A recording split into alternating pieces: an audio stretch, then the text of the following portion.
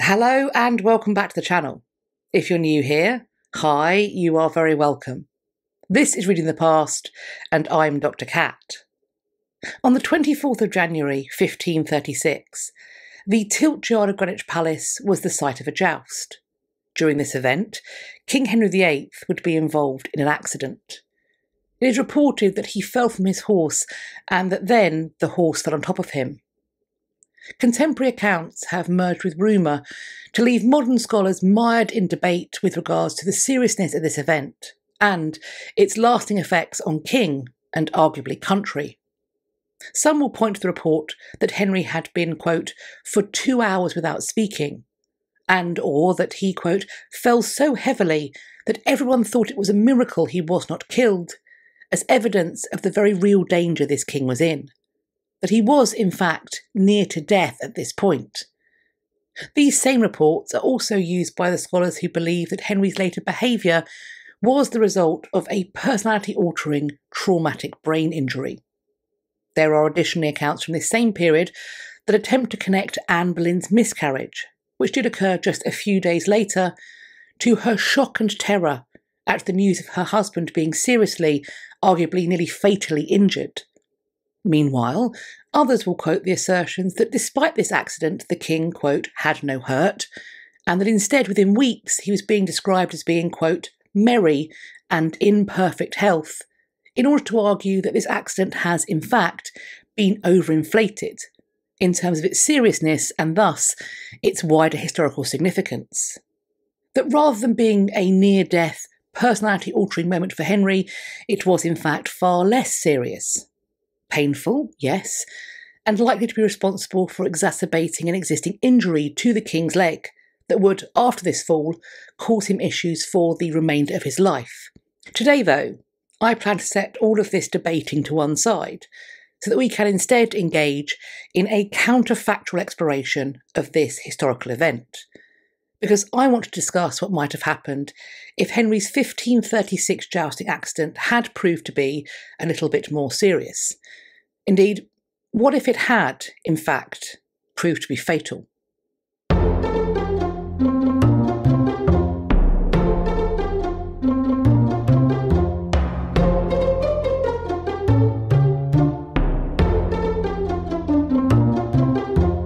Before we jump into this counterfactual historical exploration, I do want to quickly run through a reminder of the rules that I have chosen to impose upon myself when I engage in this type of thought experiment.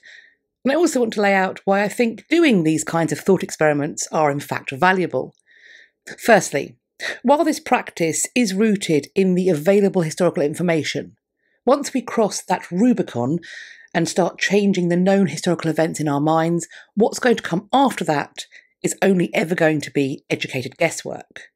Now, I think the value of this guesswork is that it forces us to shine a light on a particular event and to really assess its impact. And I think this is made possible in particular because playing this game means that the historical event that we're looking at is no longer part of a chain of known events. I have also set a rule for myself that I only ever change one event. As for everything else, unless it is likely or even conceivable that it might have been impacted by the change, the rest of the events will follow the historical record, at least as far as we know it. Right, now we've got all of that covered off, let's take a look at what might have happened if King Henry VIII had died in that jousting accident on the 24th of January 1536. On the day of this accident, had the 44-year-old king paused to take stock of the state of his nation, his rule and dynasty, he might have considered the following. Katherine of Aragon, the woman he had once called his wife and queen, had died at Kimbolton just over 2 weeks earlier on the 7th of January 1536.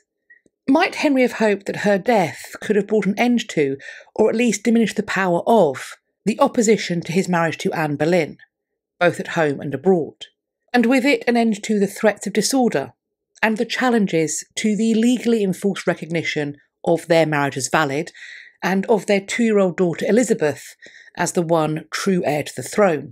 Perhaps Henry had hope that following her mother's death, his daughter Mary now aged nearly 20 years old and officially styled as the Lady Mary rather than Princess, would finally fall in line and submit. That she would agree that her parents had never really been lawfully married and that she was, in fact, illegitimate. Maybe clever Cromwell would now have an easier time of finding a way to alleviate the threat from Catherine's nephew, the Emperor Charles V, considering that he now had no aunt to fight the cause of. And sure, Henry's headship of the Church of England was almost certain to result in the ongoing consternation of the Pope and all the realms still loyal to the Holy See, but perhaps the English king overlooked this, taking comfort instead in the power and wealth that he hoped to obtain through this position. Perhaps Henry's mind also turned to the hopes he had for his dynasty. After all, his Queen Anne was around 3 months pregnant with, Henry surely would have hoped, his longed-for son. The king's son by Elizabeth Blount, Henry Fitzroy, would be turning 17 in a matter of months. He had been married to Lady Mary Howard for 2 years. No doubt it would soon be time for the king to be hopeful of grandchildren from that marriage. If Henry had died in a jousting accident at this point, I think there are a few possible outcomes, albeit for me there is one that is more probable, more likely. I will set out my thinking now. Something that I think would have been key to how events played out is the public nature of this fatal accident. Jousts were performative court spectaculars. They were intended to entertain an audience. This means that the king's fall was witnessed by a large number of people, and so it's highly likely that a good number would have been aware of his death very quickly after it had taken place. Stabilising the succession just became a fair bit harder. I think the courtiers who saw Henry's fall and death would almost at once have scattered into their various factions to begin speed plotting their next moves in the hopes of ensuring their future safety and prosperity. Those close to Anne Boleyn, who supported her cause and that of her children by the king, would presumably have flocked to her side. I think they would have been focused on 2 aims at this early stage: securing the king's 2 daughters, albeit for very different reasons. The 2-year-old Elizabeth would, I imagine, have been brought to her mother very quickly. Perhaps they would have intended to take up residence in those royal apartments in the Tower of London, the ones that had been so recently refurbished for the coronation of Anne Boleyn. Their move to the Tower at this time might have taken place within a matter of hours, I think days at the most. At the Tower, they could manage security and partake in all the traditions of a monarch in waiting before their coronation. However, those coronation plans would have to be on hold until the child that Anne was carrying had been born, because if she had been carrying that son that Henry had so hoped for, then he would be the one to have the coronation. If it was another daughter, or perhaps an infant who would not survive, then the next monarch would be Elizabeth. As Anne was only around 3 months pregnant, the best case scenario, at least with regards to this pregnancy, meant that it would be around 6 months before the official Boleyn claimant could be identified. In any case, if it would be Elizabeth or her hoped-for younger brother, that's going to mean that the throne is going to a very young child. And thus, the most pressing question for many within this faction is going to be who's going to take charge until that monarch comes of age. Would there be a single regent, a regency council, or perhaps something else? I am almost certain that Anne would have expected to occupy a leading role, if not the leading role, in whatever regency government was set up. I do wonder what Anne's uncle, Thomas Howard, Duke of Norfolk, would have felt or thought about having to answer to Anne with no Henry beside her. What about Thomas Cromwell, or Charles Brandon, or indeed any other man who had previously counted himself as a close, trusted advisor to King Henry VIII? I mean, it might have been one thing if Anne had been a foreign princess whose marriage was part of sealing some diplomatic treaty, or if Anne was already the mother of a prince. As it was, her marriage brought no such connections. Indeed, much of Christendom disputed that there was any marriage at all. For them, she was simply Henry's mistress, whom he had bigamously and thus illegally married. Their daughter was, according to these individuals, thus illegitimate. And so I think it would have been hard to obtain widespread or emphatic diplomatic recognition for Elizabeth's right to rule, which would arguably only have been further complicated if the diplomats had to deal with the Queen's mother as regent, if they had to recognise and respect her as having the rightful authority to speak on the monarch's behalf and to speak to them. As I think this would mean that, by extension, Anne's marriage had been lawful, and that all those who had opposed it, Pope included, had in fact been mistaken. Anne's miscarriage, which occurred just a few days later, would, I think, have shaken some of her, and by extension, Elizabeth's, more tentative supporters. Those who were prepared to stand by the legality of Henry's marriage to Anne and the legitimacy of their offspring may, for example, have had second thoughts, when now the only offspring on offer was a 2-year-old princess. I do wonder if there would have been some courtiers who defected to Henry Fitzroy in a bid to set him up as a rival claimant.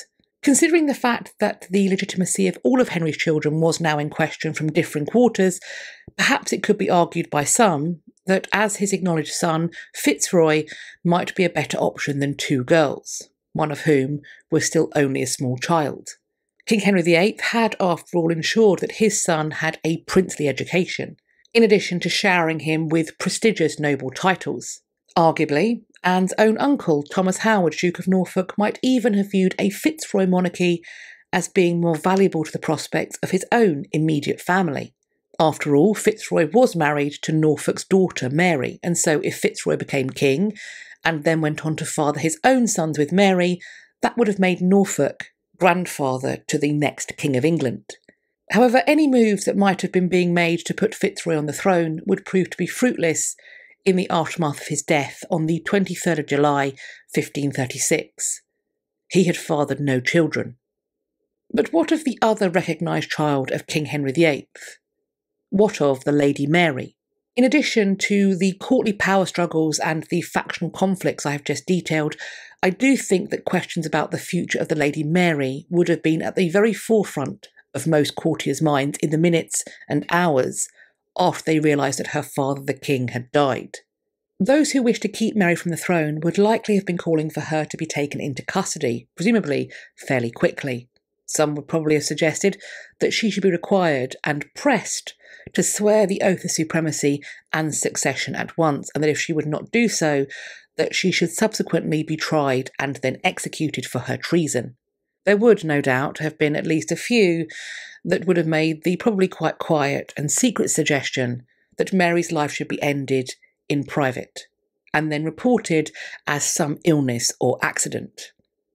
In any case, the arrest, imprisonment, execution, or even murder of Mary did risk a major diplomatic incident. After all, her cousin, the Holy Roman Emperor Charles V, would surely retaliate in some way. Perhaps he would seize English ships or embargo their trade. Maybe he would even seek to invade England to avenge her. I will say that I do think an invasion was probably unlikely, whatever happened to Mary, as Charles did no such thing when Henry set aside Katherine of Aragon, named Mary as legitimate, and broke England away from papal authority. The first 2 of these were insults. The last could easily have been framed as grounds for forming a holy league within Christendom, in order to go on crusade against the now heretic nation of England. As for those advising Mary, I think they might have sought to smuggle her out of the country, most likely to safety at the court of her cousin Charles V. If this had happened, perhaps she might have made some useful marriage. This may have been part of a treaty that provided Mary with the men, ships and supplies necessary for her to invade England in an attempt to claim the throne. There is, though, a risk with her fleeing the country, with going abroad and potentially marrying there, and that is that she may end up stuck on the continent. That with her safe, with no clear threat to her life, the impetus to provide military support, to protect her, and then to push her claim, may be somewhat diminished. I'm of the opinion that whatever happened in the timeline, if Mary ever hoped to sit on the English throne, she was going to have to risk it all and stay in England.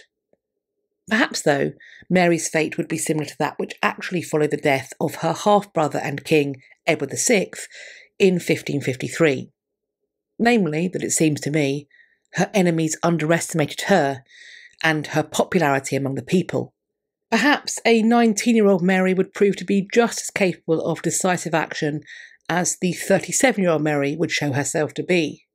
And so, rather than waiting quietly to see what would happen, or who might come for her, I think Mary would have travelled to the north of England, to that enduring heartland for the support of traditional faith. Mary would have been an evocative figurehead. She was, after all, the daughter of the traditionally pious and beloved Katherine of Aragon. There would, I think, certainly be some who would flock to her banner in Catherine's memory and in the hopes of a return to orthodox faith and obedience to Rome. And if Mary's supporters came out in large numbers, it's possible that the rival regimes would have willingly and swiftly capitulated, which is what happened in 1553. However, I am unsure that unless she found herself to be fully boxed into a corner, that this is something that Anne Boleyn would find herself willing to agree to. And so, the stage would have been set for civil war. If such a conflict broke out, and I think perhaps most importantly, if it went on for long enough, especially without a clear victor emerging, then I imagine that Mary would have been in line for imperial and perhaps papal support for her cause.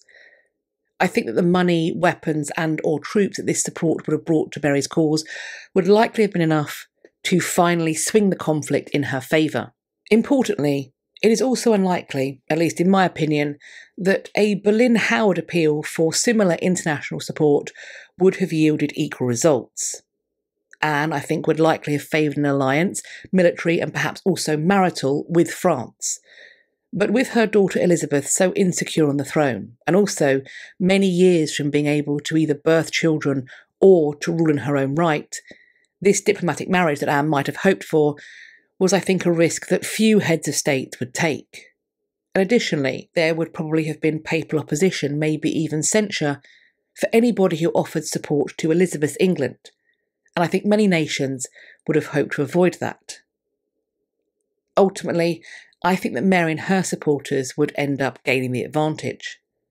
They would march on London in due course, and then, perhaps following a short siege, the city would open its gates to Mary, and she would enter in triumph. She would move to the Tower of London and take control of it. There she would reside for probably just a few days, while her coronation was quickly put together. You may remember that I thought and said that Anne and Elizabeth would likely have set up residence in the Tower of London soon after the death of Henry. However, with that being said, I do think it's unlikely that they would still have been there if, or indeed when, Mary arrived to claim the Tower as her own. Instead, I think when it became clear that London was about to fall, Anne would have taken her daughter and fled. I think she would likely have claimed sanctuary at Westminster. Once Queen Mary had been crowned, her monarchy stabilised, her government set to work on bringing her national and international policies into force. After she'd seen to it that England's return to obedience to the Pope was underway, the question of Anne and Elizabeth would be addressed. I think, in this circumstance, the best that Anne could have hoped for was a negotiated retirement, likely in a closed religious house. Anne would live, but she would live in seclusion and obscurity. And there would, of course, have been a number of these houses to choose from, because Henry's death, if it had occurred at the start of 1536, would presumably have halted, or at the very least profoundly slowed, the dissolution of the monasteries. Perhaps the dissolution would never have taken place at all, in which case I think the English landscape would look quite different today. Perhaps there'd be a few more historic buildings, a few less ruins. Perhaps also the character of our national faith would also be unlike that which we know today. Now, this isn't me saying necessarily that I think the Reformation would not have happened, because I'm not sure that is what I think. I think there may still have been a Reformation, but I do think this: Henry's early death and then Queen Mary I's early accession would have at least delayed that Reformation and possibly slowed its progress when, or indeed if, it did take place.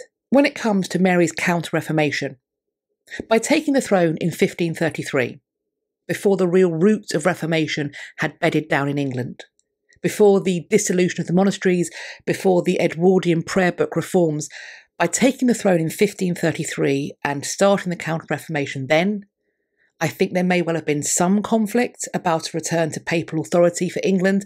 However, we would see nowhere near the bloodshed in 1533 than we would actually see in the aftermath of 1553, when Queen Mary I really ascended the throne and the true Counter-Reformation began. As for Elizabeth, she would, I think, have been educated as befitted her status as a king's recognised but now illegitimate daughter, and also as a queen's half-sister.